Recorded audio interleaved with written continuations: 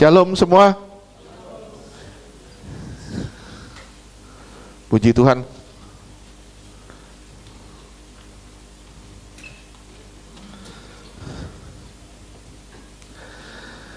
Di tengah masalah, di tengah sakit penyakit, kita masih terus maju ya bersama Tuhan ya.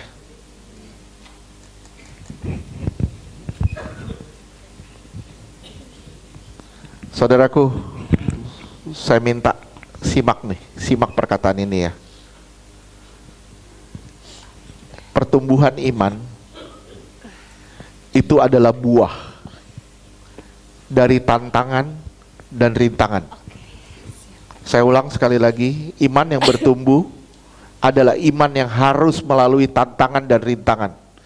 Tanpa tantangan, tanpa rintangan, iman tidak bakal maju.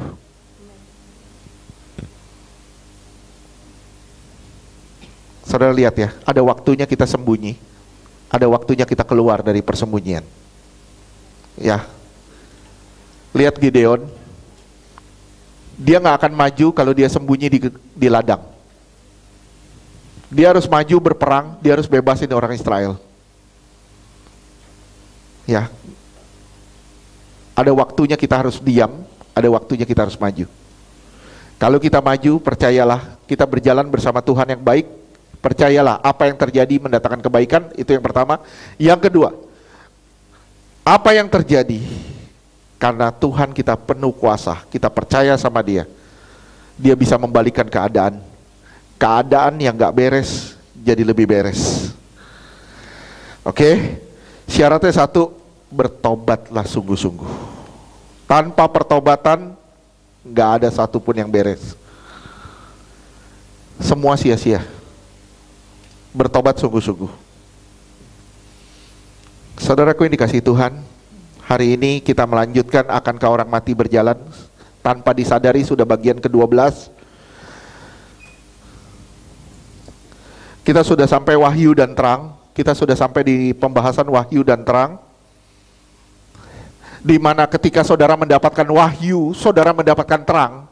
Ketika saudara mendapatkan wahyu dan terang, saudara akan sadar kalau saudara ini sedang berdosa. Saudara sadar kalau saudara ini berdosa, saudara salah. Oleh sebab itu saudara harus berbalik. Permasalahannya kenapa? Banyak orang gak bisa melepaskan dosa, kenapa? Karena dia mengeraskan hatinya. Dia kerasin hatinya, dia gak bisa lepasin dosanya. Banyak orang tidak bisa berkata tidak. Kenapa? Karena egonya lebih kuat. Egonya lebih kuat. Orang seperti ini, maaf saya bilang, orang seperti ini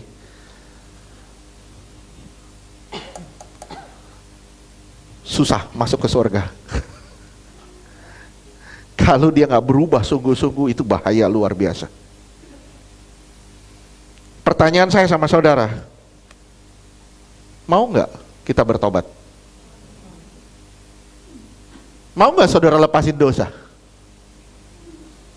Mau nggak? Benar. Cuman berapa orang yang mau? Saudara harus lepasin semua dosa-dosa, semua ikatan-ikatan. Kenapa? Karena saudara sudah mendapatkan wahyu, saudara sudah mendapatkan terang. Percuma saudara dapat wahyu, dapat terang, saudara tutupin terang itu, dan saudara tutup telinga saudara dari wahyu Tuhan. Kita sudah bahas 2 minggu lalu mengenai tanda-tanda orang lahir baru. Tanda lahir baru yang pertama itu benci dosa. Saya bilang ya sama saudara, kalau saudara belum benci dosa, saudara belum lahir baru. Saya ulang sekali lagi, kalau saudara belum benci dosa, saudara belum lahir baru.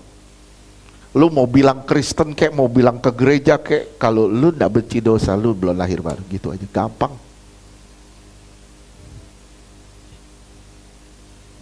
Orang lahir baru pasti bilang, aduh gak deh, benci banget. Begitu dia salah, begitu dia jatuh, dia langsung bilang, aduh Tuhan ampuni aku, Tuhan ampuni aku.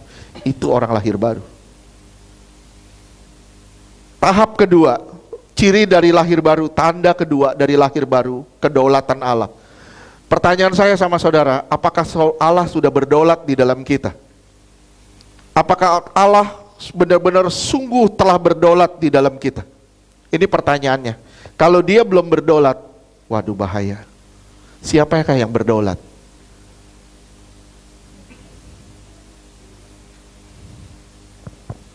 Di dalam pakaian imam ada penang di kepala, tulisannya apa? Kudus bagi Tuhan. Tahu nggak, saudara? Ketika ketakutan, saudara hidup dalam ketakutan, itu bukan penang kudus bagi Tuhan yang ada di kepala saudara. Itu seperti tanduk, seperti tanduk. Ngerti? Penang, bener penang, tapi kayak tanduk gitu. Kayak tanduk begitu. Itu ketika saudara hidup dalam ketakutan, ketika saudara hidup dalam dosa, ketika saudara tidak memperdulikan dengan kekudusan.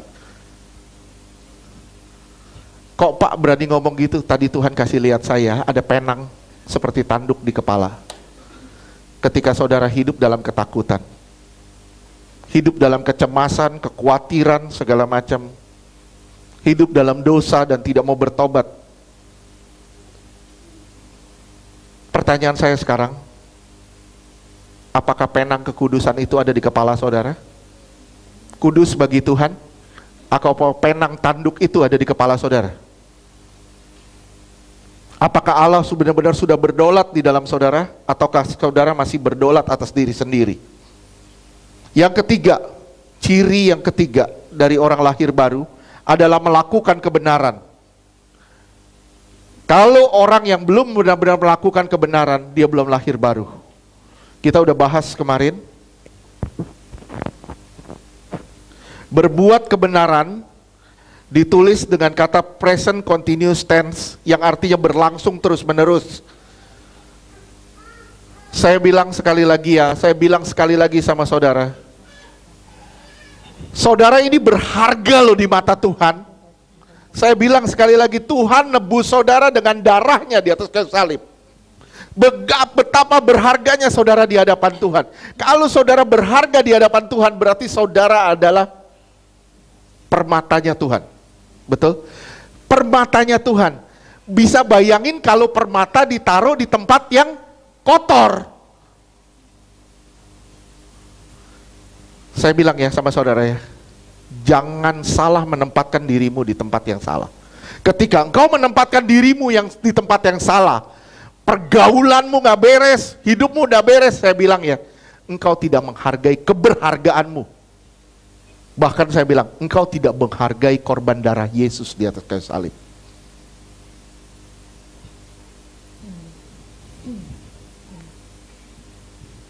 Saya mungkin saudara bisa dengar baik-baik ini ya. Orang yang tidak memperdulikan dosa adalah orang yang merecehkan kasih karunia. Saya ulang sekali lagi, orang yang tidak memperdulikan dosa adalah orang yang melecehkan kasih karunia. Dan itu bahayanya luar biasa.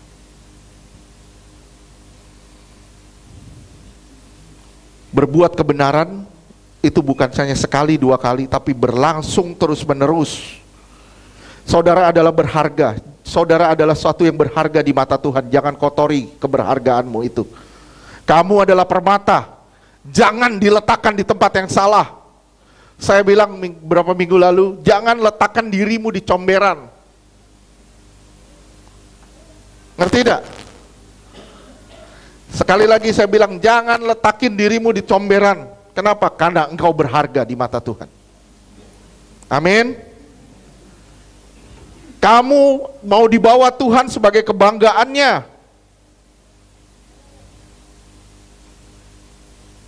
Kamu harus dibentuk sama Tuhan. Saudara, Afiar bisa bantu saya nggak ada gambar kemah suci yang komplit? Intan punya. Oke, itu boleh. Nggak apa-apa. Saudara perhatiin. Saudara masuk pelataran. Luas gak pelataran? Luas ya pelatarannya. Luas.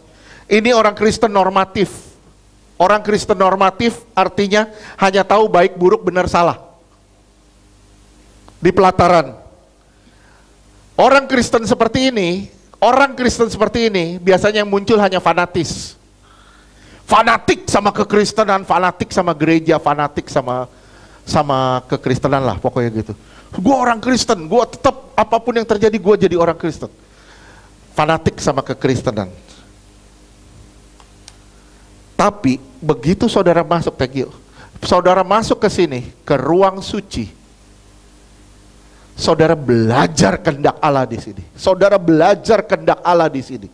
Begitu saudara belajar kehendak Allah di sini, saya bilang, ini kekristenan benar. Saudara masuk di dalam bukan fanatis tapi militanis.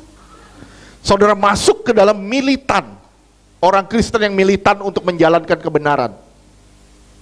Kita mulai mengerti kebenaran, kita menyerap kebenaran, dan kita mulai jadi militan dalam melakukan kebenaran. Begitu saudara masuk ke sini, saudara masuk ke dalam Kristen sempurna. Kristen sempurna. Kekristenan sempurna. Saudara lihat ya. Begitu saudara di sini, ruang geraknya bebas. Besar ruang geraknya. Begitu sampai di sini, sempit ruang geraknya. Tuhan mempersempit ruang gerakmu. Sekali lagi, Tuhan akan mempersempit ruang gerakmu sampai engkau tidak bisa bergerak kecuali Dia yang menggerakkan. Begitu masuk ke ruang maha suci, udah gak bisa bikin apa-apa. Udah Tuhan yang berdaulat di dalam kita, dan Tuhan menguasai kita sepenuhnya. Tuhan mau kita sampai ke titik itu. Tuhan mau kita sampai ke titik itu. Ingat, Tuhan Allah tidak mau mengingat kesalahan-kesalahan kita asal kita sungguh bertobat. Tapi iblis bawa kita untuk terus ingat kesalahan-kesalahan kita. Saya ulang ya, Tuhan Allah tidak mau mengingat kesalahan kita, tapi perbuatan kita yang membuat Tuhan selalu mengingat kesalahan kita. Bisa ngerti gak sih? Tuhan tidak mau mengingat, tapi kita yang ngingetin. Dengan cara apa? Kita gak mau bertobat. Kalau kita gak mau bertobat, kita ingetin akan dosa-dosa kita terus menerus sama Tuhan.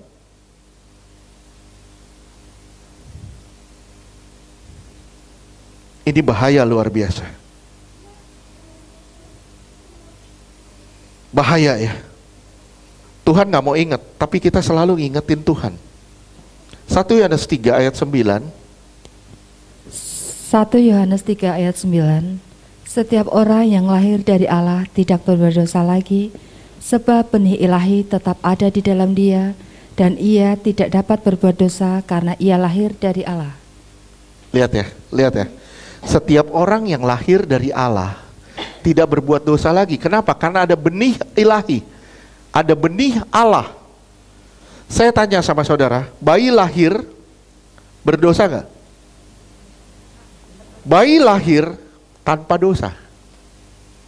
Tapi dia punya potensi untuk berbuat dosa.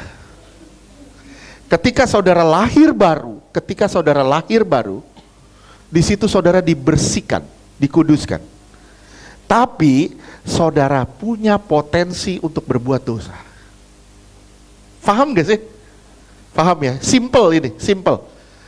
Bayi lahir tanpa dosa, bersih. Tapi dia punya potensi untuk berbuat dosa. Seperti kita, waktu dibaptis, kita diangkat keluar, kita tanpa dosa. Tapi begitu jalan, kita punya potensi untuk berbuat dosa. Itu yang diperlukan penyangkalan diri. Pikul salib dan ikut Tuhan. Kalau nggak sampai ke taraf itu bahaya luar biasa.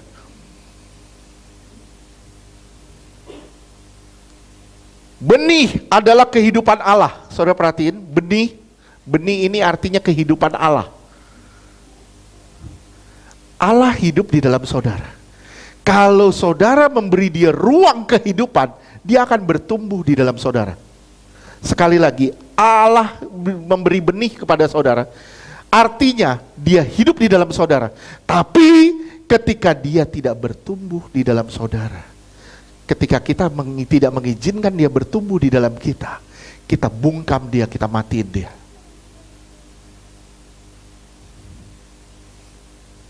Benih adalah kehidupan diwujudkan dalam natur Allah yang ditanam lewat Roh Kudus. Benih ini perlu bertumbuh.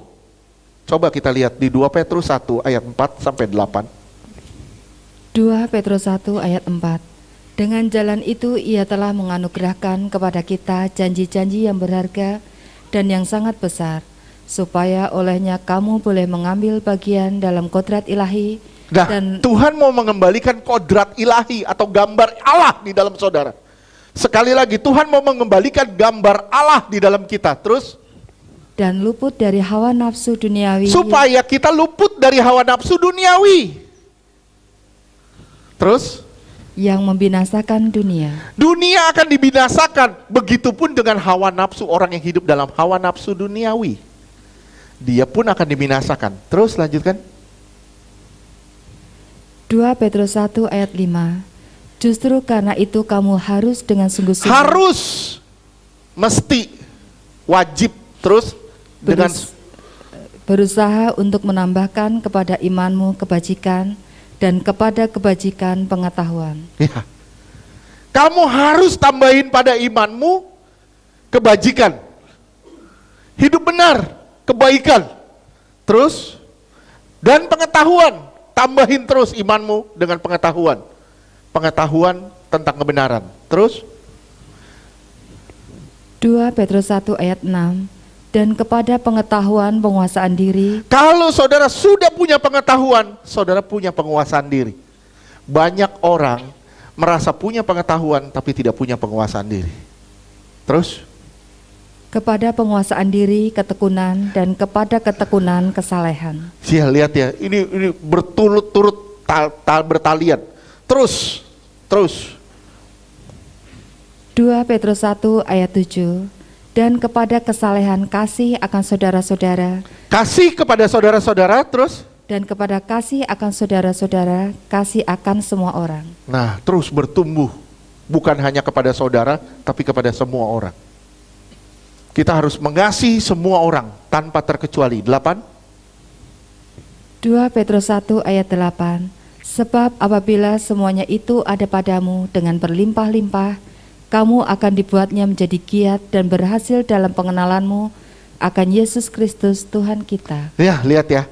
Apabila semuanya itu ada padamu dengan berlimpah-limpah, banyak semuanya, kamu dibuatnya menjadi giat, berhasil dalam pengenalanmu akan Kristus Yesus.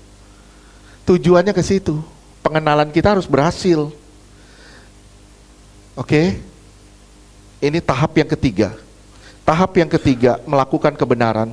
Tahap yang keempat adalah kasih. Kasih. Ciri orang lahir baru yang keempat itu punya kasih. Kasih kepada siapa? Kasih kepada Allah, kasih kepada sesama. Kalau saudara bilang, saya mengasihi sesama, saudara tidak mengasihi Allah, nol. Saudara bilang, saya mengasihi Allah, tapi saudara tidak melakukan firman, nol. Saudara bilang, saya mengasihi Allah, tapi tidak mengasihi sesama, nol.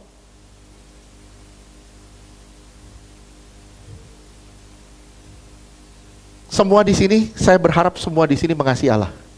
Amin. Saya bilang sama saudara ya, kasih itu kayak benda. Ini saya udah berapa kali saya ngomong. Kasih itu kayak benda. Ketika ada di tangan kiri saya, dia tidak ada di tangan kanan saya. Kalau saudara bilang saudara mengasihi Allah, tapi saudara tidak mau melepaskan dosa, berarti saudara belum benar-benar mengasihi Allah. Tapi saudara masih mengasihi diri sendiri. Jangan berkata engkau mengasihi Allah, sementara tanganmu kosong sebelahnya. Kasihnya kosong. Kenapa? Karena engkau hidup dalam dosa dan tidak hidup dalam kebenaran. Saya berharap saudara paham. Saya kasih satu perumpamaan ya. Saudara mungkin sebagian di sini pernah melihat satu lukisan atau pernah ngelihat gambar. Ini ada anak kecil pakai popok. Di sekitarnya banyak mainan. Banyak sekali mainan di sekitarnya. Banyak sekali mainan, tapi dia nggak pusing sama mainan itu. Dia nengok keluar, ini jendela, misalnya ini jendela. Dia ngelihat keluar gini, anak kecil, bayi kecil ini, dia nggak peduli sama mainan di sekitarnya. Dia nggak peduli, dia cuma nengok ke jendela, di depan ada burung merpati. Dia perhatiin terus burung merpati itu. Saudara, saya harap saudara bisa ngerti. Apakah saudara teralihkan nggak sama Tuhan? Dunia banyak menawarkan hiburan lah, dunia malam lah, dosa lah, beginilah, begitulah. Dunia menawarkan itu semua. Saudara gimana? Apakah saudara seperti anak kecil itu yang selalu ngelihat Tuhan? Nggak pusing dengan keadaan dunia, nggak pusing dengan apa yang ditawarkan dunia. Begitu saudara teralihkan pandangan saudara dari Tuhan, saudara mulai mainan saudara. Saya bilang, engkau mengotori dirimu dan engkau tidak menghargai keberhargaanmu. Engkau mengotori dirimu dan engkau tidak menghargai keberadaanmu. 1 Yohanes 4 ayatnya ke-7. 1 Yohanes 4 ayat 7. Saudara-saudaraku yang kekasih, marilah kita saling mengasihi, sebab kasih itu berasal dari Allah, dan setiap orang yang mengasihi lahir dari Allah dan mengenal Allah. Lihat ya, saudara-saudaraku, harus kita saling mengasihi, sebab kasih itu hanya lahir dari Allah. Setiap orang yang mengasihi, baru dia lahir dari Allah dan mengenal Allah. Saudara cukup benci satu orang aja, sebel satu orang aja, kecewa satu orang saja. Saya bilang, kasihmu kasih palsu. Benar. Satu orang aja, saudara kesel sama satu orang nih. Gue sebel banget sama ini orang nih. Satu orang aja. Saya bilang, percuma kau datang ke Tuhan sementara kasihmu sama Tuhan palsu. Itu aja. Percuma, nggak ada artinya. Kasihmu palsu. Saya nggak akan masuk lebih dalam di sini. Tapi kita masuk di langkah keempat. Langkah pertama kan keputusan. Langkah kedua, Allah bekerja. Langkah ketiga, wahyu dan terang. Sekarang kita masuk langkah keempat, ruang operasi. Waduh, di sini ini paling banyak yang kita bahas. Saudara lihat ya, gambar kemah suci. Ya, saya lihat ya. Di sini sama sih. Sini sama, cuman di sini saudara bisa lihat lebih jelas. Karena ini bentuknya begini. Ya. Kandil ini melambangkan apa? Kandil melambangkan apa? Firman Tuhan. Betul? Ya. Dia adalah bunga, bunga badam, dihiasi dengan bunga badam yang terdiri atas buah, kelopak, dan kuntum. Total semuanya 66. Total semuanya 66, oke? Oleh sebab itu, di sini, di kandil ini, ini satu-satunya perabot yang harus dibuat dengan emas murni, semuanya. Tidak ada unsur kayu sama sekali. Oleh sebab itu, firman itu harus murni. Nggak ada unsur manusia sama sekali. Oleh sebab itu, di sini dibilang ada 6 cabang dan 1 tiang. Di sini ada kuntum bunga, ada kuntum, kelopak, dan buah bunga badam. Yang dijumlah totalnya 66. Sekarang saudara bisa lihat dari Kejadian sampai Wahyu itu berapa kitab? Berapa? 66 kitab. Saudara boleh cek dari Kejadian sampai Wahyu itu 66. Oke? Sekarang saudara lihat lagi, berhadapan dengan itu ada meja roti sajian. Ada meja roti sajian. Di sini ada tumpukan roti-roti. Betul gak? Tumpukan roti. Ada berapa tumpuk? 6. Oke? 6 tumpuk, 6 tumpuk. Ini artinya apa? 6. Firman Tuhan dari Kejadian sampai Wahyu ada 66. Oke? Saudara masuk ke sini.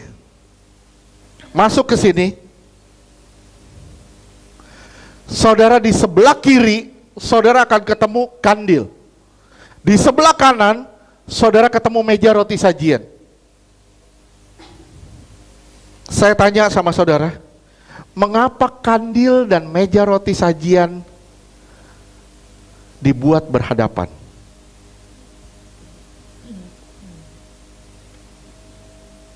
Ada yang bisa jawab?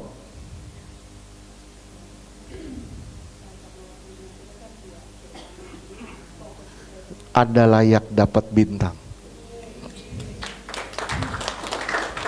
Karena telingamu 2, makanya begitu engkau masuk ke ruang operasi, ke ruang suci, engkau harus dengar firman. Berapa kali saya bilang, percuma engkau pelayanan kalau engkau keluar. Begitu firman kau keluar, percuma. Berapa kali saya ngomong begitu? Kenapa? Inti dari ibadah adalah firman Allah.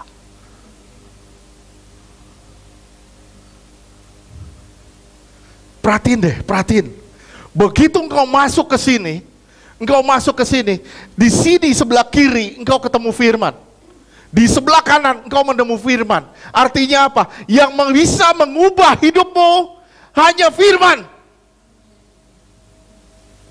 Mengapa kandil di meja roti sajian berhadapan dengan, dan meja roti sajian berhadapan? Karena telinga kita ada 2, kiri dan kanan. Kita harus mendengar firman. Di ruang suci atau di ruang operasi ini yang penting adalah firman. Firman itu akan mengoperasi saudara menjadi manusia yang baru. Orang yang diubah oleh kuasa Roh Kudus. Dengan saudara akan diubah dengan kuasa Roh Kudus lewat jalan diterangi oleh firman Allah. Sekali lagi ya, saudara akan diubah oleh kuasa Roh Kudus dengan jalan diterangi oleh firman Allah. Penting sekali saudara, penting sekali, penting banget. Yesaya 50 ayat 4 dan 5. Yesaya 50 ayat 4. Tuhan Allah telah memberikan kepadaku lidah seorang murid, supaya dengan perkataan aku dapat memberi semangat baru kepada orang yang letih lesu. Setiap pagi aku mempertajam pendengaranku untuk mendengar seperti seorang murid. Lihat ya, Tuhan Allah memberikan kepadaku lidah seorang murid, supaya dengan perkataan kita memberi semangat kepada orang. Kedua, berikut ya di sini, kepada orang yang letih, setiap pagi ia mempertajam pendengaranku. Dia pertajam pendengaranmu seperti seorang murid. Terus ayat 5. Yesaya 50 ayat 5. Tuhan Allah telah membuka telingaku dan aku tidak memberontak. Tuhan membuka telingaku dan aku tidak berontak. Terus? Tidak berpaling ke belakang. Tidak lagi berpaling ke belakang. Saya bilang sama saudara, simak ya. Orang yang suka berontak adalah orang yang tidak memanfaatkan telinganya untuk mendengar firman Allah. Orang yang suka memberontak adalah orang yang tidak memanfaatkan telinganya untuk mendengar firman Allah. Dia hanya mendengar semua yang enak buat telinganya. Banyak orang mengandalkan otaknya. Bisa bayangin otakmu bisa dicemari oleh kuasa gelap. Tapi kalau ada firman di telingamu, otakmu akan bekerja sesuai dengan firman Allah. Saya ulang sekali lagi, kalau ada firman di telingamu, otakmu akan bekerja sesuai dengan firman Allah yang kau serap.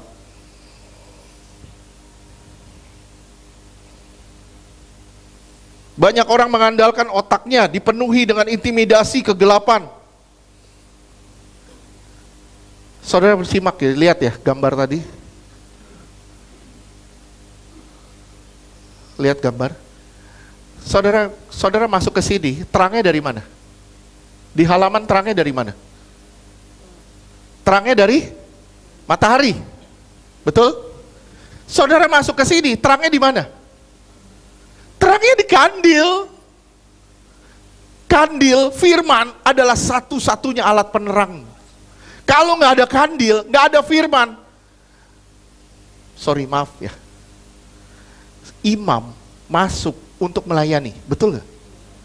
Sekali lagi saya ulang, imam masuk untuk melayani. Tapi ketika tidak ada firman, dia masuk melayani apa?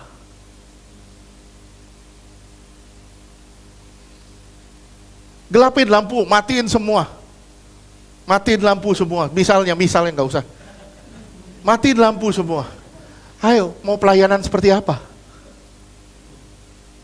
Terus matiin lampu semua, ayo yang bawa persembahan, bawa perjamuan silakan.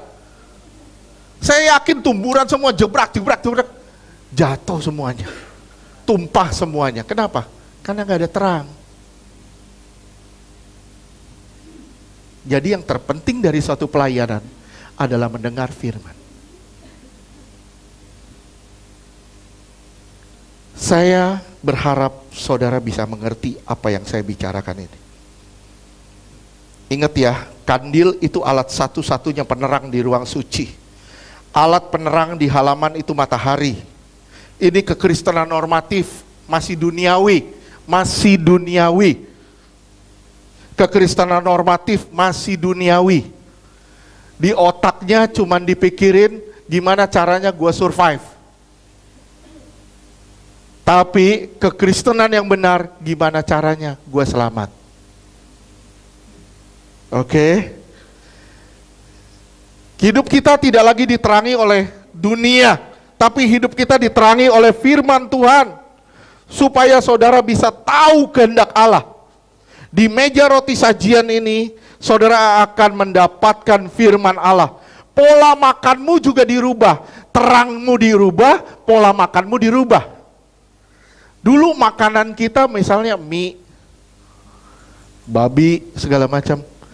Tuhan ubah pola makan kita, makan roti dari surga. Artinya apa? Dulu kehidupan kita bergantung dari apa yang kita makan dan kita pakai. Tapi sekarang hidup kita tidak bergantung dari itu, tapi bergantung dari apa yang keluar dari mulut Allah.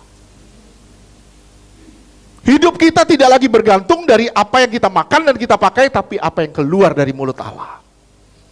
Itu firman Allah. Untuk masuk ke sempurnaan, pola makan kita pun harus diubah. Agar, tujuannya apa? Pola makan kita dirubah, agar pola hidup kita berubah. Ada orang bilang gini, ini kesalahan ya, ini sekarang menurut saya ini satu kesalahan. Ada orang kerohaniannya bergantung dari apa yang dia makan katanya.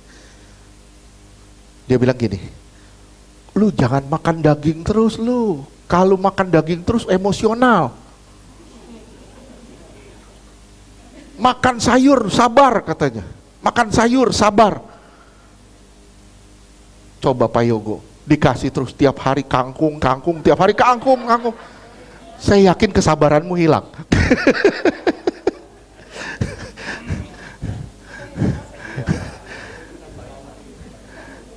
Saya lihat ya. Saya maaf nih, maaf, saya tidak membanggakan diri saya. Saya tidak membanggakan diri saya. Saya tidak makan sayur. Saya cuma makan daging. Ini orang yang paling dekat. Saya sabar gak? Terima kasih, kau tidak mempermalukanku. Lihat ya. makanan kita, apa yang kita masuk makan, tidak mempengaruhi kerohanian kita.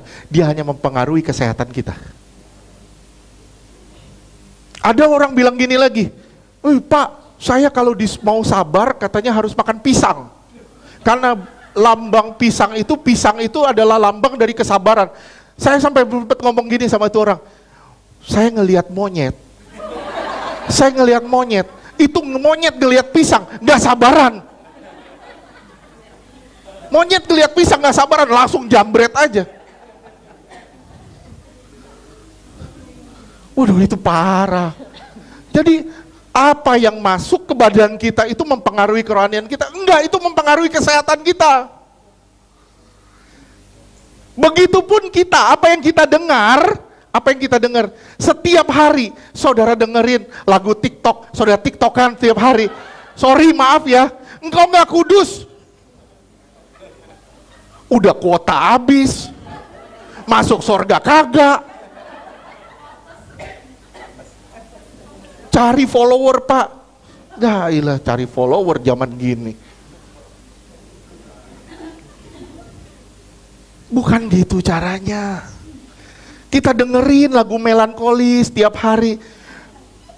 Dengerin, engkau nggak jadi murah hati lo, nggak jadi murah hati lo. Engkau jadi manusia cengeng.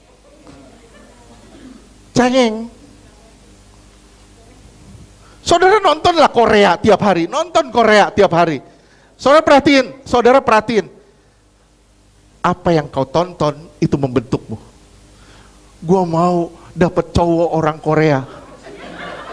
Dulu zamannya FC, Meteor Garden, banyak orang bilang, gue pengen dapet cowok orang Cina. Begitu zaman Korea, gue pengen dapet cowok orang Korea. Ntar nonton lagi telenovela, gue pengen dapet cowok orang Latin.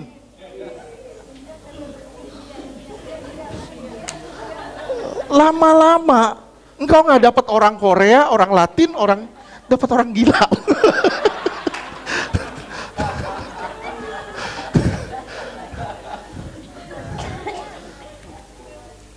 Benar, apa yang kau tonton, apa yang kau dengar, itu mempengaruhimu. Benar gak? Dengerin firman Tuhan, hidupmu diubah.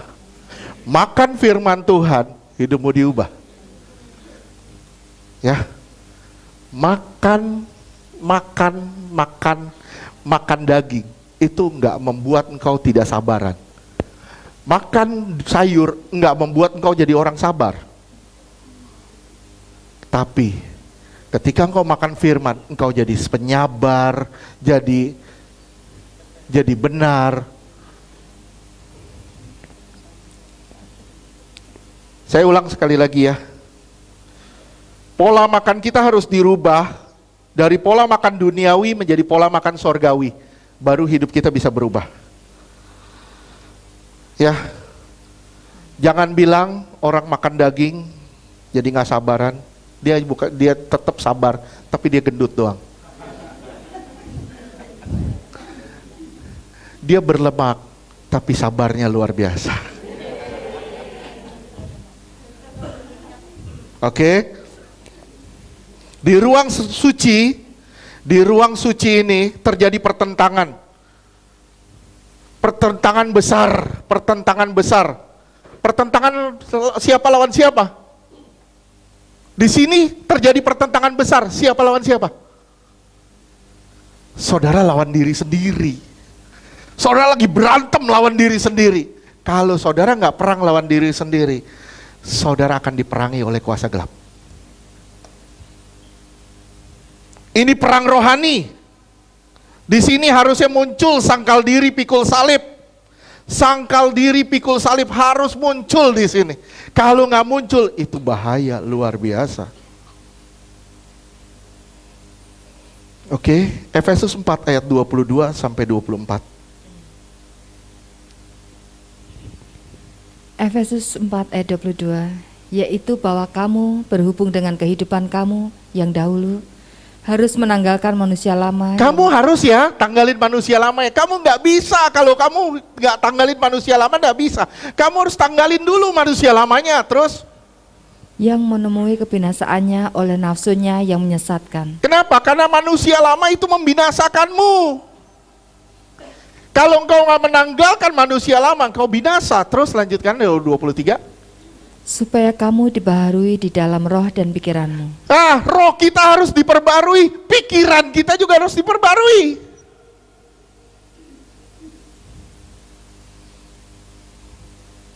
Saya bilang ya, nih, saudara nonton TV.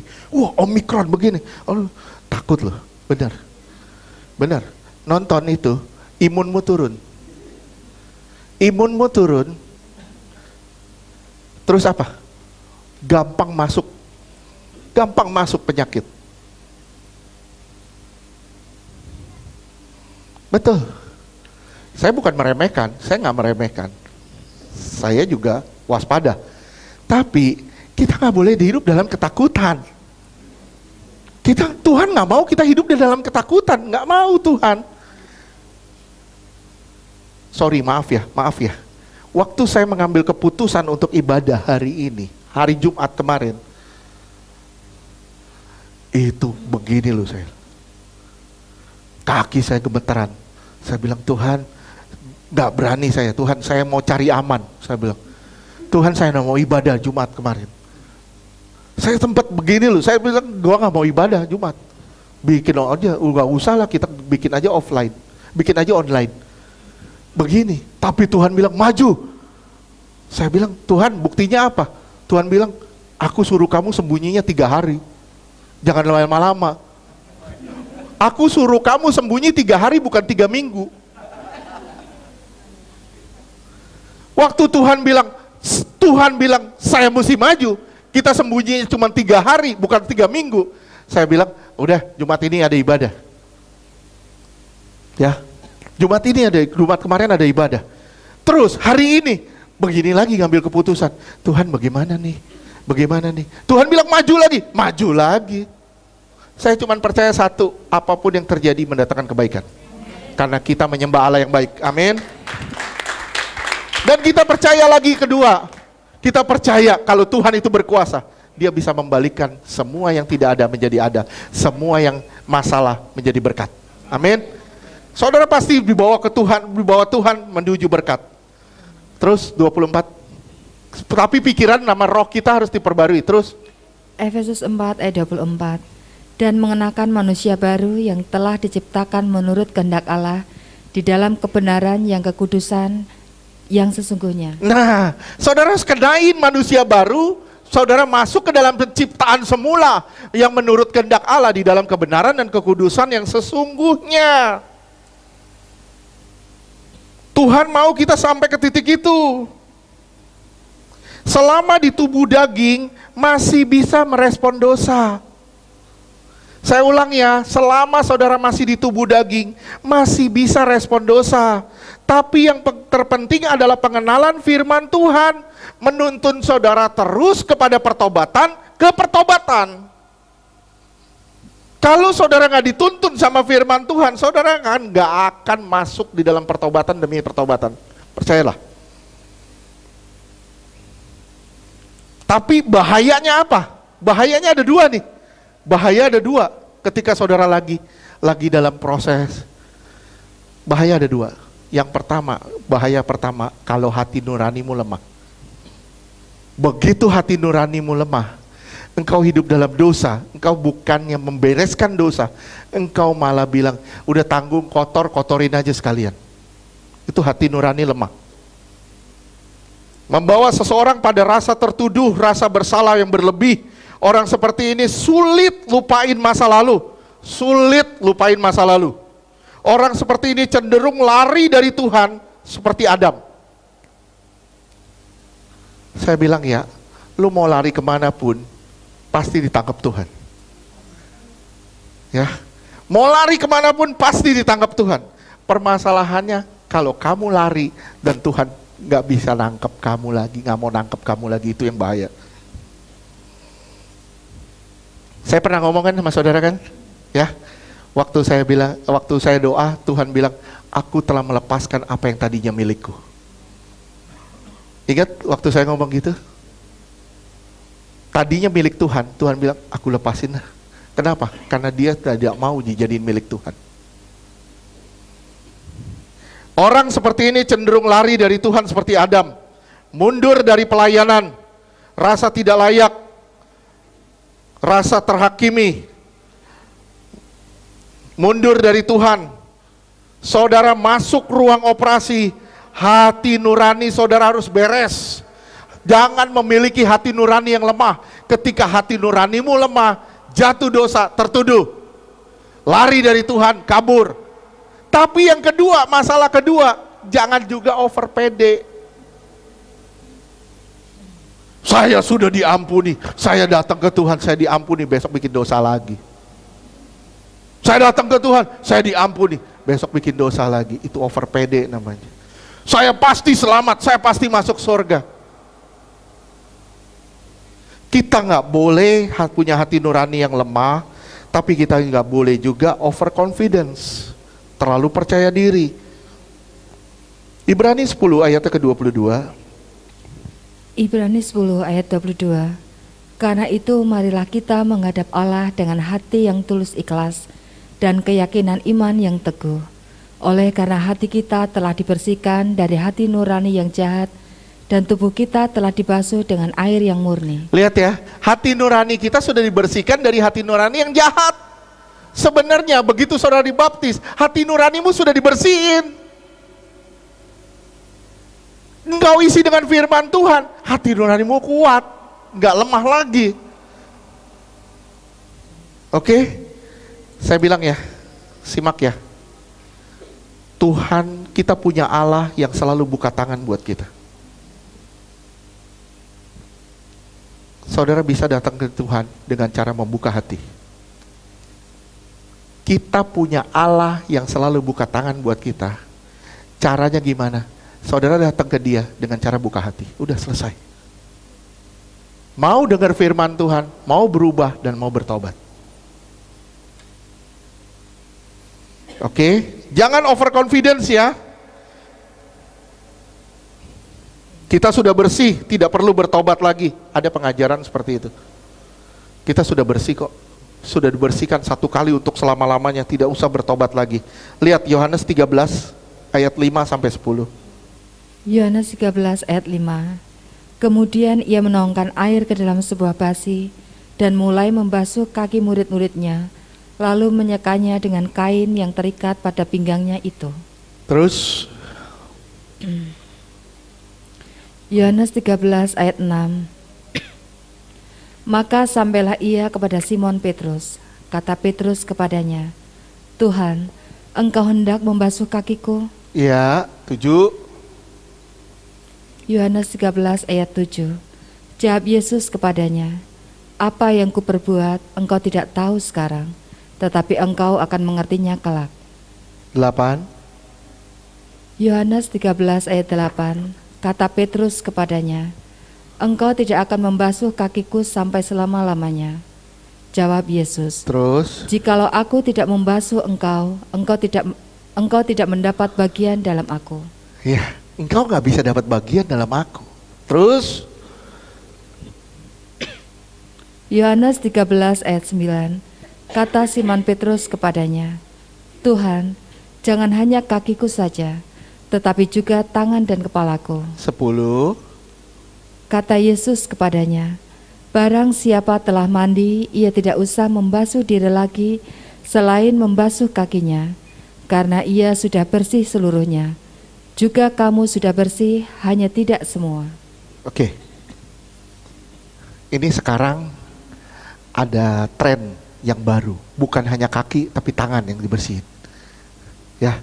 Tapi Tuhan ngajarnya kaki. Tuhan ngajar kaki. Kenapa?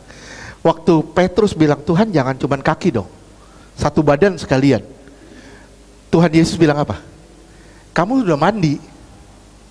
Kamu sudah mandi. Kamu sudah bersih. Kamu sudah mandi. Tapi kakimu yang kotor. Kaki itu apa? Kamu berjalan setiap hari. Kamu berjalan setiap hari. Ada kesalahan, ada kelalaian, ada dosa, itu yang perlu dibersihkan, bertobat setiap saat. Itu yang perlu dibersihkan, bertobat setiap saat. Bisa Pak masuk di pelepasan? Bisa, ini juga salah satu bentuk pelepasan. Kita sudah bersih, tapi kaki kita banyak kotoran. Kita perlu pembersihan, kita perlu pemberesan. Bisa ngerti maksud saya ya? Kenapa Tuhan nggak mau basuh satu badan? Kenapa? Karena dia sudah mandi, karena saudara sudah dibaptis. Karena saudara sudah terima Yesus, sudah bertobat, sudah masuk di dalam anugerah. Tuhan bilang, engkau nggak perlu mandi lagi. Ngerti maksud saya? Yang engkau perlukan hanya satu, bertobat. Makanya di ayat 8, lihat deh ayat 8. Nih ya, jika aku tidak membasuh engkau tidak dapat bagian dalam aku. Ngerti enggak? Saya simpulkan gini.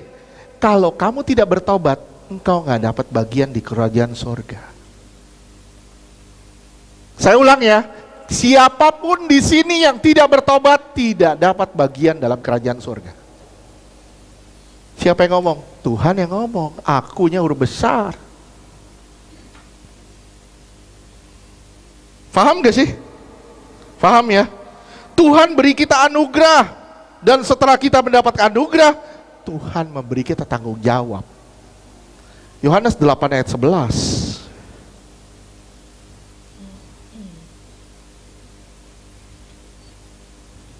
Saya kepengen deh ini, sebenarnya kepengen akan ke orang mati berjalan ini bisa cepat selesai. Saya waktu itu saya bilang 5 kali pertemuan. Ini udah 12 kali nggak selesai-selesai. Kita belum masuk di pemisahan roh sama jiwa, pertumbuhan rohani, belum masuk ke di situ. Terus Yohanes 8 ayat 11. ini waktu orang yang berzina, perempuan yang berzina. Tuhan bilang gini, kemana tuh orang pada yang mau nyambit kamu? Pergi semua, Tuhan.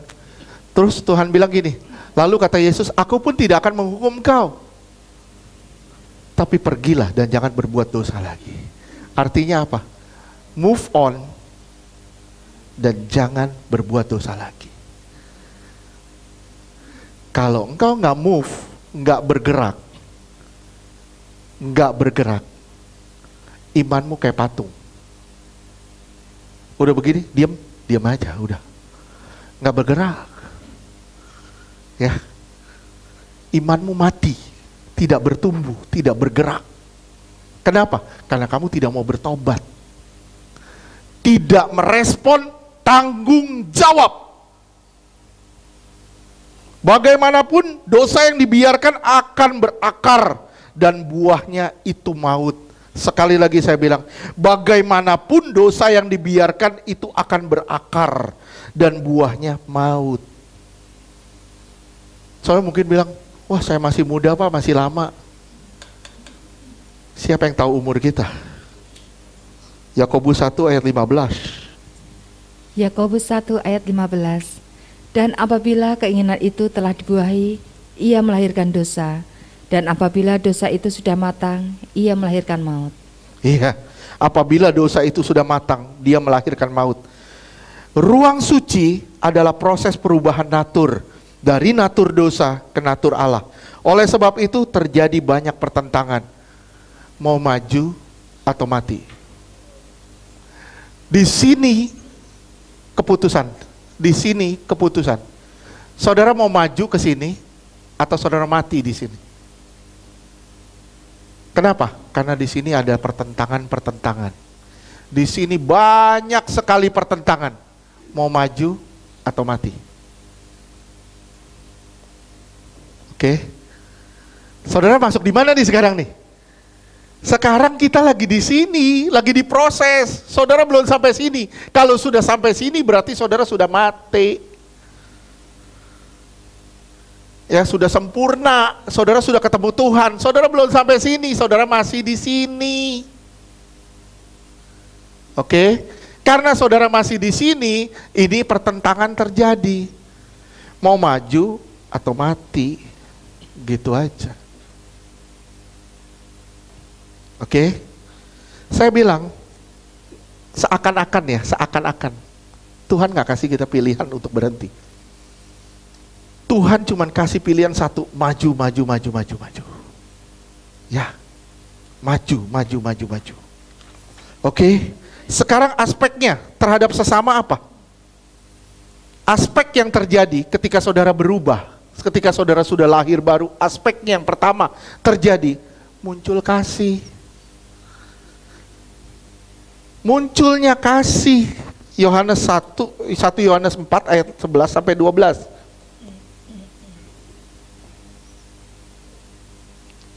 Saya nggak selesaiin nanti di sini cuman beberapa ayat lagi. Kita akan beri 1 Yohanes 4 ayat 11 sampai 12. 1 Yohanes 4 ayat 11. Saudara-saudaraku yang kekasih, jikalau Allah sedemikian mengasihi kita, maka haruslah kita juga saling mengasihi. Terus 12. Karena Allah sangat mengasihi saudara, saudara harus saling mengasihi. Terus 12. 1 Yohanes 4 ayat 12. Tidak ada seorang pun yang pernah melihat Allah. Jika saling mengasihi, Allah tetap di dalam kita dan kasih-Nya sempurna di dalam kita. Ya. Gimana ya Pak caranya supaya saya bisa mengasihi orang itu? Orang itu nyebelin banget. Gimana caranya supaya saudara bisa mengasihi dia? Satu caranya, saudara hampiri Tuhan, saudara mengalami kasih Tuhan, saudara bisa mengasihi dia tanpa syarat. Kedua caranya, deketin orangnya dan rasakan gesekannya. Ketika engkau merasakan gesekannya dari orang itu, lihat responmu bagaimana. Lihat responmu gimana. Kalau engkau benar-benar mengasihi Allah, engkau akan merespon dengan cara mengasihi dia.